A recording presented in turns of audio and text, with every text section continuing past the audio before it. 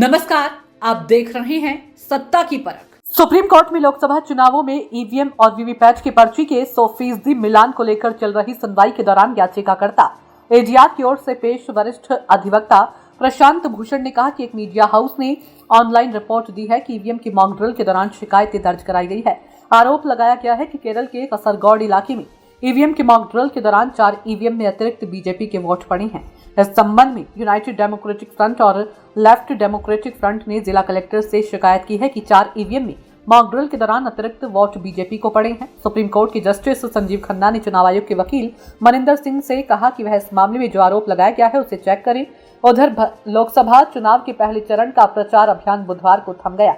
पहले चरण का मतदान 19 अप्रैल को होगा। पहले दौर के चुनाव में 21 राज्यों की कुल 102 सीटों पर वोटिंग है, जिसमें वेस्ट यूपी की 8 सीट भी शामिल है। पहले चरण के मतदान में मतदाता चुनाव मैदान में उतरे 1625 प्रत्याशियों के भाग्य का फैसला करेंगे। 2024 के पहले चरण के चुनाव के मतदान के लिए चुनाव आयोग ने तमाम तैयारियां भी पूरी कर ली है। इससे पूर्व लोकसभा चुनाव 2019 में पहले चरण में कुल 91 सीटों के लिए मतदान कराया गया था। इनमें से 31 सीटें भाजपा के खाते में गई थी। वहीं कांग्रेस के महज 9 उम्मीदवार जीतने में सफल रहे थे। इसके अलावा 51 सीटों पर अन्य दलों ने कब्जा जमाया था। उधर देश में कहीं भी लोकसभा चुनाव हो या विधानसभा चुनाव, सभी चुनावों में लगातार वोटिंग मशीन से छेड़छाड़ का आरोप लगाता रहता है। वहीं सरकार के साथ ही चुनाव आयोग की तरफ से वोटिंग मशीन से छेड़छाड़ की आशंका से साफ इनकार किया जाता रहा है। सुप्रीम कोर्ट ने चुनाव आयोग से कहा कि उस आरोप की जांच की जाए जिसमें बताया गया है कि केरल में ईवीएम के मॉक ड्रिल के दौरान बीजेपी को अतिरिक्त वोट मिले थे। सुप्रीम कोर्ट के जस्टिस संजीव खन्ना की अगुवाई वाली बेंच के सामने ईवीएम और वीवीपैट की पर्ची के मिलान से संबंधित मामले की सुनवाई के दौरान यह मामला उठाया गया।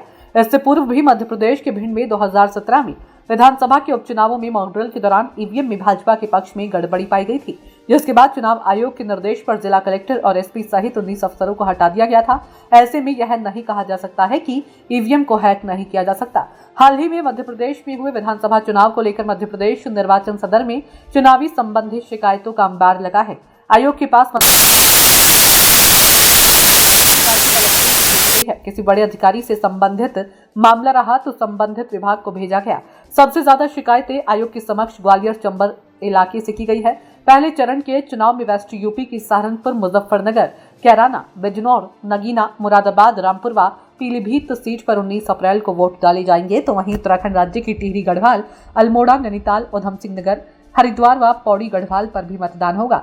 वेस्ट यूपी की सभी सीटों पर भाजपा इंडिया गठबंधन और बसपा के बीच त्रिकोणीय मुकाबला है। इन 8 सीटों पर 2019 में 3 सीट पर बसपा तथा 2 पर सपा का कब्जा था तथा 3 सीट पर भाजपा का कब्जा था। सियासी जानकारों का मानना है कि 2024 के चुनाव में उससे कुछ उलट नहीं होने वाला है। भाजपा के लिए इन सीटों पर विजय पाना कोई आसान काम नहीं है। सत्ता की परख के लिए अवधेश कुमार सिंह की रिपोर्ट।